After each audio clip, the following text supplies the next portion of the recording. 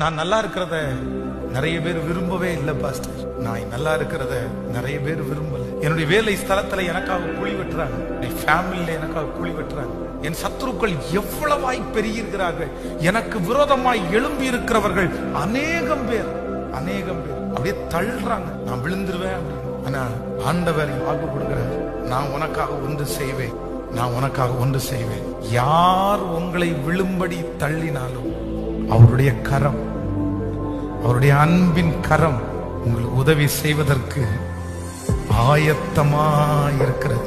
இந்த உலகமே எதிர்த்தாலும், உங்களை சுற்றி இருக்கிற எல்லாருமே எதிர்த்தாலும், கூட பிறந்த சகோதரன் தகப்பனை பார்த்து இவனுக்கு இங்க என்ன வேலை, இவனுக்காக நீங்க என்ன பண்றீங்கன்னு கேட்டாலும், அந்த தகப்பன் அந்த இளைய குமாரனுக்கு ஆதரவா இருந்தது போல கர்த்தர் வாக்கு கொடுக்கிறார்.